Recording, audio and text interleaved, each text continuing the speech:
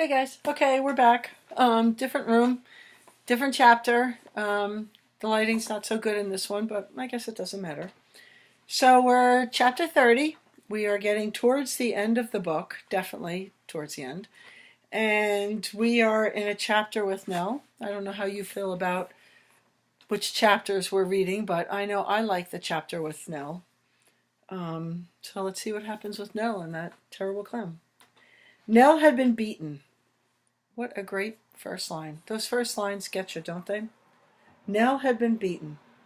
She knew it and dropped the umbrella. The clown smiled. He puckered his green lips and gave Rose a kiss on her red head. She tweeted defiantly and pecked at his fingers. The clown grimaced in pain and tightened his grip. I'll bite your head off right now, he snarled and squeezed harder. Stop, Nell begged. He stood, never taking his eyes off of Nell, and scooped up the weapon. I've always wanted one of these. So I'm wondering what's going to happen now, because that weapon we found out is like a GPS locator. So Badger and George and Speedy are going to find their way to Clown, this Viper Clown. And I don't know about you. What are you thinking? You think he's going to let Rose go back to her like he promised? I can hear you all yelling. Say, I hear your voice, loud as can be. No, he's not. Let's see. Give me my bird. The clown laughed wickedly. We made a deal, Nell sputtered in disbelief, her face hot with embarrassment at her own stupidity. I guess not. What deal? There was a flash of blue light as the clown swung the umbrella at Nell's face and burned a slash beneath her eye.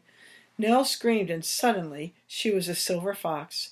She charged at the clown, her fangs bared, a crack filled her ears, and the whip was around her throat, strangling her. She tumbled to the ground, struggling against the whip. The big clown held tight to the lash, yanking it in vicious jerks, and as she began to lose air, Nell turned back into herself. Shivers put his dirty boot on the young girl's chest. Now, surely a fearless traveler knows never to trust a clown. Give her back, Nell croaked, her voice sore and tattered.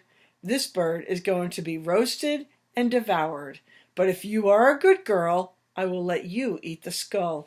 You're disgusting. Thank you, the clown said.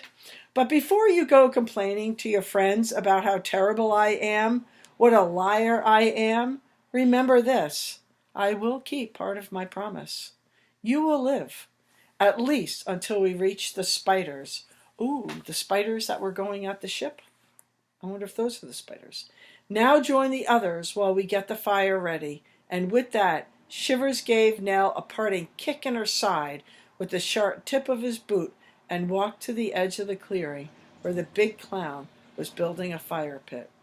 Now you know you're dealing with someone who's just lousy when they kick somebody, especially somebody who's down. That's low. You are amazing.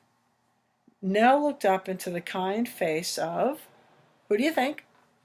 Max, who was standing over her. She felt woozy. Her eyes throbbed, her head ached, and her throat burned as if she had swallowed glowing coals. Excuse me. Lefty was on Max's shoulder, holding a small glass bottle filled with honey-colored liquid. Max took it from Lefty, popped the cork, and handed it to Nell, who sat up with a groan. Paint shot up through her side. Ribs were broken. Drink this, Max commanded. Where? Nell tried to say, but the pain was too great. Max knew what she meant. The book. The Fearless Traveler's Guide. On a page for medicines and tonics. Actually, that book is pretty handy. Nell put the warm liquid to her lips. It tasted of honey and herbs from the sacred forest. The medicine tingled as it slid down her throat. She coughed raggedly. Her eyes popped. But then she was healed. Simple as that. Her throat no longer burned. The ache in her ribs had disappeared. Wow, and the cut below her eye had vanished. In fact, she felt wonderful throughout. Thanks, Nell said, taking Max's outstretched hand, and he quickly helped her to her feet. Nell followed Max back to where the skeleton stood, waiting to be led through the forest and given over to the spiders. I tried to convince them to run. They had a chance, too, while you were fighting. I said I would distract the other two clowns, but not one would go. Why not? They didn't want to leave you. Nell turned away. She felt a wave of shame and failure. I lost Rose, she said to Max. They should have run. I lost everything. Not yet. The thump of branches being thrown into a pile shook the ground. Nell turned. The clowns were ripping branches from a tree to build an enormous fire. I have a plan, Max said. I sure hope it was better than mine. Shut up, okay? Just shut up. Max nearly shouted. Your plan was amazing, Nell. You saved us all and you beat an evil clown. You won, only he cheated. I should have known. You will fail, Max said. What? That's what the book says, the motto. You will fail. I know the motto. No, you don't. Listen, Max said as he repeated what he had already memorized, a motto that he now realized wasn't just a simple saying, but a map and a weapon carved out of words. So I'm going to look up while we're here what that motto was. I know I wrote it or typed it on the back of your end of the year picture that we did. Let's see if I can find it. Sorry. Motto. So I'm typing into Google. And, oh my gosh, there's all kinds of stuff up here. Oh, here it is. Okay. You will get lost. You will be afraid. All right, she's been lost. She's been afraid. You will fail. Right, she just failed. You will fight. You will remember. And without a doubt, you will find your way home. We like that, don't we? All right, I'm back.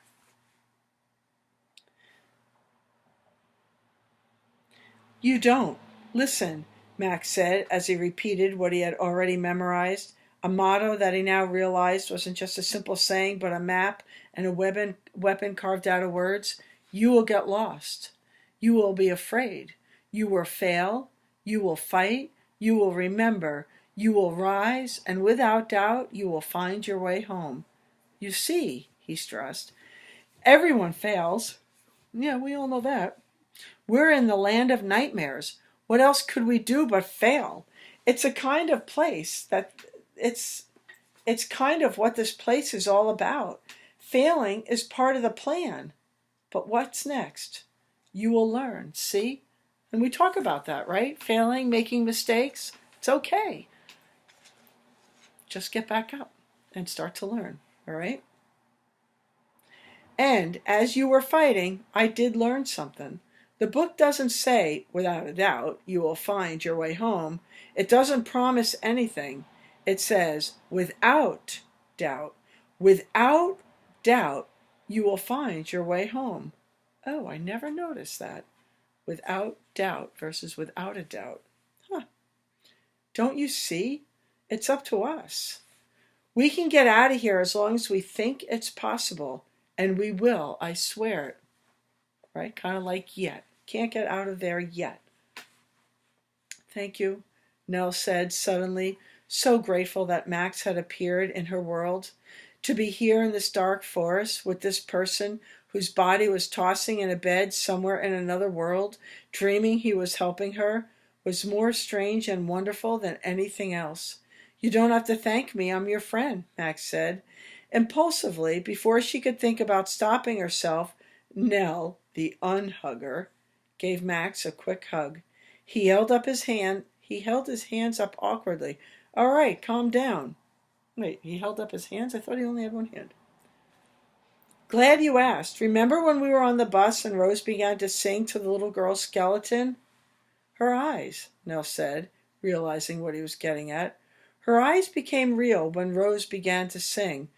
Oh, we're back to singing. Are we going to find out about Rose's singing now? Nell's singing? Music does something to them. There are 20 big men over there, Max said, nodding to the skeletons huddled together. As skeletons, they're useless, But as men, maybe we could fight the clowns. 20 versus 3, plus a one-handed kid and a fearless travel. There isn't a fearless traveler, Nell said. You, Nell, Max said. I mean you. Nell felt her cheeks redden. She agreed the plan was perfect until she realized that Max might expect her to sing. Here we go. I can't sing, Nell said in a tiny voice, her cheeks suddenly hot with embarrassment. I know, Max said. What do you mean you know? I would always watch you when we had to sing in school. You never had to move your lips. And why were you watching me? Nell demanded. She didn't like to be watched, especially when she was trying not to be noticed. Now it was Max's turn to be embarrassed. Well, what do you think? Why do people watch other people? Max said. Because. Because what? Oh, geez. Because, Max said, avoiding the question. You don't have to sing. I play the trumpet. If the Raven's Head trumpet is as powerful as they say, we could use it to transform the skeletons into humans, give them bodies, and we'd have a small army. For a moment, neither of them spoke. Rose was now tied to a stick that was jabbed into the dirt. The big clowns, who had been given the cooking duties, was sprinkling her with spices, rubbing his thick fingers across her soft golden feathers and streaking them with clumps of rotten butter. I want her burnt to a crisp, Shivers snarled. From her stick by the fire, Rose was warbling, singing a defiant song as if she knew that Nell was on her way to save her. Hearing her mother alive and safe, Nell was so happy she feared her heart would burst. She whispered an answer to Rose, and the small golden bird responded in kind. Quiet, snarled the big clown. Behind them, the trees the clowns were trying to cut fell down. Finally, the clown said, turning to the slaves. Get that over here and light it up. Let's go, Nell said to Max. As the slaves built a large roaring fire, Nell approached the skeletons. They were sitting on the ground in defiant silence, having given up any hope of getting free. Nell and Max spread out and explained the plan to them, and the dark hollows of their eyes watched them with rapt attention. When Nell and Max played the trumpet, the skeletons would become human again and attack, and the idea took hold. You really think it will turn us into people? The bus driver asked. I hope so, Nell said. But that means it will hurt if you get hit. The skeletons smiled, laughing quietly, together. What? She asked. Darling, the old skeleton who had given Nell the bowler said, picking up a large stick. Nothing hurts worse than feeling nothing.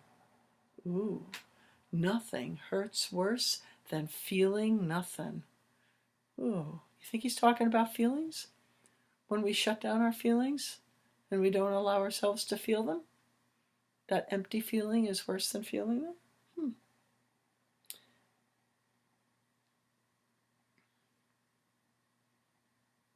Nothing hurts worse than feeling nothing. To be alive again, just for a moment, I'd take 100 lashes from that whip. He ain't going to lay a hand on you, Mom, a large skeleton said. I know, Sonny, she replied, because I'm going to lay 2 on him. Everyone needs to grab a weapon, Nell instructed.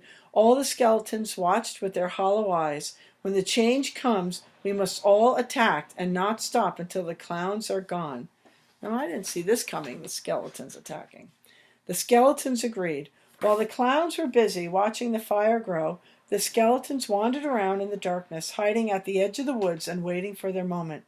Nell walked over to Max. He bent over the case and quickly slid the bottom on the latch. The latch clicked and slowly the lid opened. Inside was an object of pure beauty, Ravenhead's trumpet. The trumpet was pure gold and embedded with hundreds of tiny eyes made of jewels that glimmered in the moonlight. For a moment they were speechless. Finally Nell found her voice. Can you still play? Nell said. Max knew what she meant. The hand used The hand he used to finger the keys was gone, taken by Frisia's skull. "If you help me," he said. "Help you? I taught you once before. I was terrible. You were fine. Hold out your hand." I'm going to stop. There's a lawnmower. Sorry.